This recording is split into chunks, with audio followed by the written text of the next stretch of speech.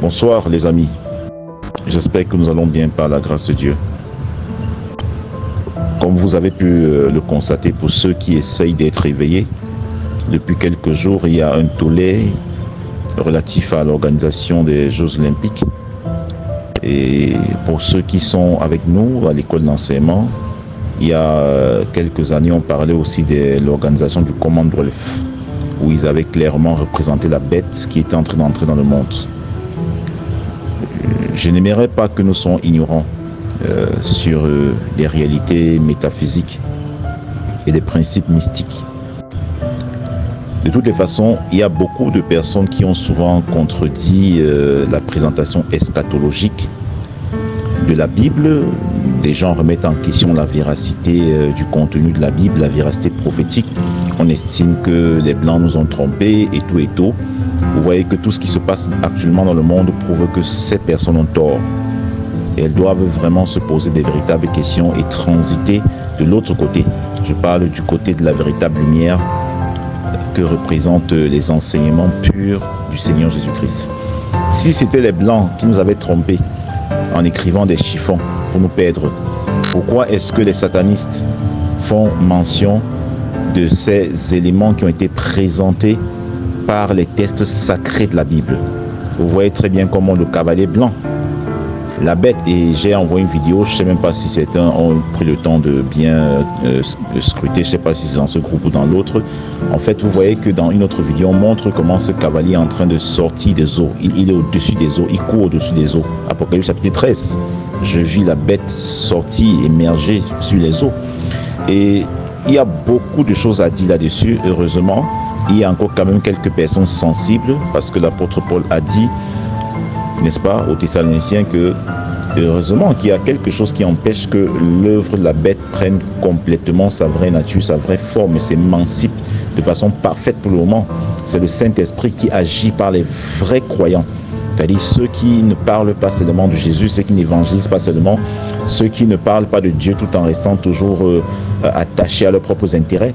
Vous voyez quand même qu'il y a eu cet effet-là, ça a créé quelque chose. Et actuellement, le comité des Jeux Olympiques et tout, ils ont décidé de retirer cette vidéo. Et je crois que si l'église véritable n'était plus dans ce monde, on n'aurait pas eu besoin il n'y aurait pas eu des caisses de résonance pour décrier ce qui se passe. Et sachez-le, peut-être des gens prennent beaucoup ce qui se passe à la légère.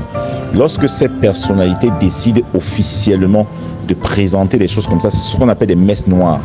Donc ce genre d'événement, ce n'est pas un divertissement simple, c'est une messe noire en grandeur nature. Et quand ils font cette messe noire, rappelez-vous très bien de la prière qu'a enseignée Jésus-Christ à ses disciples. Notre Père qui est aux cieux, que ton nom soit sanctifié, que ton règne vienne. Dites-vous bien que cette prière-là est engagée dans le sens bien comme dans le sens mal. Donc c'est une façon d'invoquer aussi le vrai Père qui est sous les cieux, de manifester son règne. Vous voyez qu'ils appellent le règne de l'Antéchrist à se manifester, puisque son esprit est là, et on l'appelle à émerger pour commencer à gouverner le monde. C'est une invocation en grandeur nature. Malheureusement, et je le dis encore, beaucoup de chrétiens aujourd'hui sont affaiblis par les soucis du siècle présent, affaiblis par les convoitises, la vanité, le désir excessif de se marier. Ça crée des problèmes aujourd'hui. Le Dieu de ce siècle, le mariage, le Dieu du travail, le Dieu du voyage, que certains ne prennent même pas un temps conséquent pour penser et pour engager des actions concrètes par rapport à ce qui s'est passé. C'est très grave. Et ne vous dites pas, s'il vous plaît, que ce qui s'est passé en France concerne la France. Nous sommes tous dans une grande maison. L'apôtre Paul, dans le livre de Timothée, présente le monde comme une grande maison. Donc ça nous concerne tous. Ce qui s'est passé là a un impact jusqu'aux extrémités de la terre. Spirituellement parlant, nous sommes tous dans une grande maison. Si vous voulez, une grande chambre même. Et pour ceux qui veulent vraiment et qui s'attendent vraiment au retour du Seigneur, je vous assure, réveillons-nous. Réveillons-nous véritablement.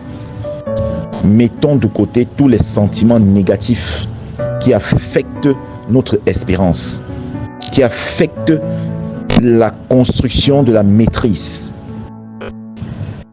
Voilà, mes très chers, je ne veux pas beaucoup pérorer, mais nous avons déjà compris l'essentiel.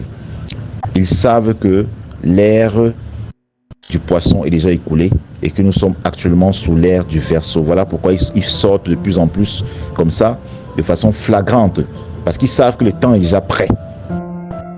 Pour celui qui a de l'intelligence, qu'il se réveille. Shalom.